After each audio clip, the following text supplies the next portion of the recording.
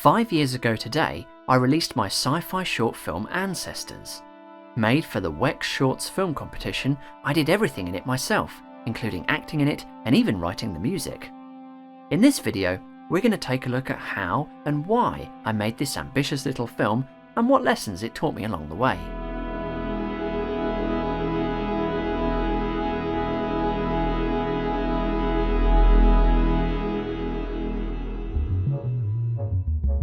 When I first started filmmaking, I made short and not so short narrative films regularly. But as I got older, went to film school and learned how to make them properly, I wanted to put more care and attention into each one. This ultimately meant I made fewer films. I'd write scripts, but never progress them for fear that they weren't strong enough or achievable. Short film competitions can be a great way to focus your creativity. You're usually given a theme, a maximum length, and a deadline, and it's up to you to come up with a creative solution. In 2014, I made my horror short Balsamico for the Reed Short Film Competition. I hired actors, equipment, even spent money on props and production design. But the film itself largely sank without a trace, and didn't place anywhere in the competition. I went back to toying with ideas, writing the odd script, but again faced the same lack of motivation. I was also making videos for a living by this point, so sometimes filmmaking was the last thing I wanted to do in my free time as well. 4 years had passed when photography and video equipment retailer Wex Photo Video announced a short film competition of their own. The brief was simple: make a film up to 4 minutes in length around the theme of sustainability. Up for grabs was £1,000 for the winner and £200 to the runner-up, larger prizes than most short film competitions offer. This was it, I thought, my opportunity to get out of my creative slump and get back to the narrative filmmaking I love. I immediately set to work. The theme was sustainability, so I knew my film would have to touch on environmental issues and possibly climate change. I love ancient history, and just as archaeologists today piece together the lives of people that lived thousands of years ago, I've always been fascinated by the notion of what future generations will think of how we live our lives today. The competition seemed like a good way to explore this idea further, using it as a vessel to comment on contemporary environmental concerns. I also felt the film would embody the sustainability theme more, and therefore have a better chance of winning, if it were produced in a sustainable way. Not only did this mean using recycled materials where possible and taking public transport to locations, but also spending as little money as possible. After all, filmmaking isn't sustainable if it bankrupts the filmmaker in the process. And since I don't like asking people to work for nothing, having no budget meant having no actors or crew. I'd have to make the film entirely on my own. I looked at what equipment I had and could solo operate, what locations I had access to, and how I could set a film in the future on a zero budget. I made my main character a lone explorer from another planet who revisits Earth hundreds of years from now to piece together what happened to all the humans that lived here, gradually uncovering the effects of climate change on the population.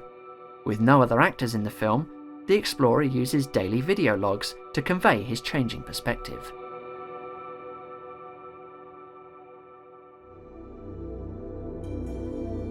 Once I finished the script, I broke down each scene into thumbnail storyboard sketches, getting a sense for the framing and blocking required to tell the story visually. Sometimes I'll work these up into proper storyboards, but since I was the director, cinematographer and visual effects artist on this film, that wasn't necessary this time. But the thumbnails did help me work out which shots would require visual effects, which was useful later on for estimating how much post-production time I'd need. I also set about making my costume and props, using whatever I could find laying around the house. So I am turning a coat that I normally wear inside out. I've made some name badges. This is just something I printed out and stuck on double-sided foam. And then I've made these shoulder strips, which is same technique. It's just tin foil, which has been stuck onto card, which has been stuck on double-sided sticky foam again. The label for this coat is now on the outside, and I kind of need to cover that. So I've made this kind of Iron Man style pack that goes on the back. I'm making out like it's some kind of life support system. And again, it's just double-sided sticky foam on cardboard with a little cheap LED light and a bit of tin foil. And I'll be able to stick that on to try and cover up that. I chose to delay filming until late February to give me as much daylight as possible to film on location, and give me more time to plan. I used this time to recce the locations, write a schedule, and shoot test footage. My tests against green screen were particularly helpful because I totally messed up the lighting and exposure on my first attempt. I also made a head start on the most complex visual effect element, the spaceship. After sketching several designs, I went with a dragonfly-shaped ship to imply our main character has a greater appreciation for the natural world than the humans he's studying.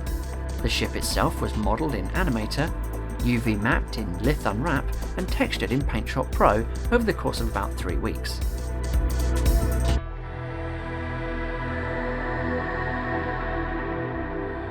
Finally, the shoot day arrived. With my costume and minimalist kit packed into a small cabin suitcase, I set out on a 2-hour journey involving 3 bus rides to get to the location.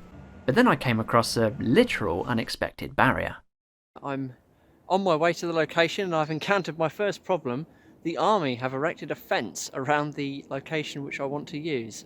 I came here a week ago and there was no fence, but the army seems to have wanted to kind of fence people off from this, so they've built this. After a slight detour, I arrived at the first location and began setting up. But because it was only 3 degrees outside, bits of my costume wouldn't stick properly. My shoestring budget was also the reason why my main character wears jeans. I literally don't own anything more appropriate for space travel. It would have been too difficult to recreate the ruins of a deserted settlement for my film, so instead I chose to shoot in nature. My location options were further restricted by the fact I had to be able to reach them on public transport. So I settled on some large army training grounds near Farnborough Airport and the surrounding heathland. This is actually a military test track during the week, which is why tyre tracks are clearly visible in some of the shots. Oops. To shoot Ancestors, I borrowed a Panasonic G7 from work and paired it with my SLR Magic Anamorphot I've previously featured on this channel. This helped the image look more cinematic, but also meant I couldn't rely on autofocus and instead had to manually focus every shot. I had an app on my phone to check framing and focus, but some shots still ended up soft, especially if I missed my marks in front of the camera. 2 hours behind schedule, I spent the next 8 hours lugging my suitcase across the army training grounds, filming in temperatures close to 0. Making myself cry on cue was a challenge. I used a track played at my granddad's funeral to access some sad memories. Despite the initial setbacks, I just about managed to get everything filmed, using every scrap of available daylight. Right, okay, so I finished filming. It's getting cold again now, really cold. It's quite difficult to move actually because it's so cold, and my hand's shaking quite a bit, as you can tell. There we go. It was physically stressful and emotionally difficult as well to try and cry on camera for the first time. I was making my way out of the location when I came across a herd of cows. They must have thought the suitcase I was dragging contained food, because one of them started to chase me. I don't think I've ever run so fast.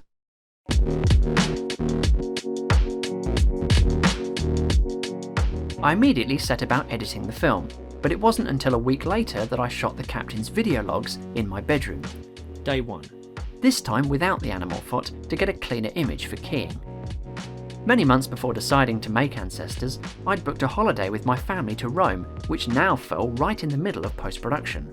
I had to work to a strict schedule to ensure I delivered the film on time. The majority of my time was spent doing 26 visual effects shots. I modelled a futuristic science lab to be used as a backdrop for the green screen shots. I finished my spaceship landing shot, and I spent a silly amount of time tracking an animated screen onto my wrist in several of the shots. I'm not a musician, but because I didn't want to spend money on a decent royalty-free track, the only solution was to try composing something myself using my limited knowledge of Cubase.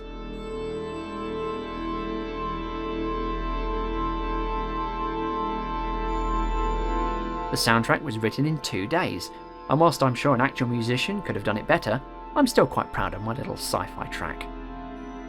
For all the problems I had to overcome actually making Ancestors, I managed to finish it and submit it a day earlier than planned.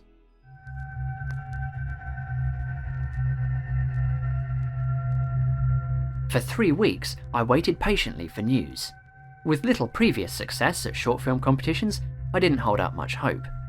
So I was both surprised and overjoyed when Wex contacted me to say I'd made it to the top 5, with the winner to be announced the following week. As soon as I watched the other entries, I knew I wouldn't win, but it was still humbling to be listed alongside such compelling films. You can watch them all at the link in the description. As expected, I didn't win. I didn't even come as a runner-up. But by being shortlisted, I did get an article written about me and the making of Ancestors. I was then commissioned to write an article for Wex on zero-budget visual effects. I also submitted Ancestors to a couple of other short film festivals, even making the long list at one, but not winning anything. It was a couple of months later that I noticed Ancestors starting to gather momentum on YouTube. Now, whether this was a quirk of the algorithm, or just because people were sharing it, I can't say. But from June 2018 until August 2019, I saw a huge growth in viewers. With them came comments both praising and slating the film. Scott, one word, amazing. Well done. Cinematography is excellent, political correctness is unbearable. I was expecting Al Gore to walk out of the bushes and start lecturing. For those that say the film is preachy, well, yeah, it is. I mean, that's literally the point. It's made that way on purpose to fulfill the theme of the contest. The award for the best comment, however, has got to go to this one. Arrogant low-life eco-fascist movie maker makes this for lecturing others who they look down upon as their moral and mental inferiors, doing their utmost to virtue signal to everyone how superior they are on all levels. But it is good to know that we all know these sanctimonious are just narcissistic jerks who have simply chosen ecological activism as a means of boosting their own self-aggrandizement. They are the most loathed people on earth. Yeah, I am talking to you, Tanner Productions, you egotistical, self-centered. It's actually still pretty amazing to me that my film took off in the way it did. And even though Ancestors doesn't pull in the same viewing figures today that it used to, it's still consistently one of my top performing videos month on month, and has now garnered 250,000 views. So it must have struck a chord with some people. And unlike some of my other high performing videos, because I own all of the content for Ancestors, I can actually earn a small income from it, which, in time, has not only covered its own production costs, but that of Balsamico too. Ancestors was a challenging but incredibly rewarding project. By taking on every role myself, I had to sacrifice some of the quality I was striving for, but the fact that I completed it, on time and on budget, affirmed how broad my skill set really is. Okay, maybe not in costume design, but still. Nearly winning a competition was a big confidence boost, but the fact that it then went on to find such a large audience on YouTube is way more satisfying, even if it does tend to polarize opinion. Yet despite this, it's been 5 years since I made a short film. Perhaps I've fallen back into the same slump as before. I've written some scripts, but never progressed them. I want to step beyond making films just on my own, with my own money. But I know that to do that, I'll need a bigger pool of collaborators, and a killer idea. Recently I've found more solace in tinkering away on little gaming projects and 3D models than filmmaking. Perhaps I need to find another competition that piques my interest. Or find a way to combine my love of game making and my passion for filmmaking. I don't know what my next film project will be, but until then, please subscribe to my channel to support my journey. Captain Alistair Raylon,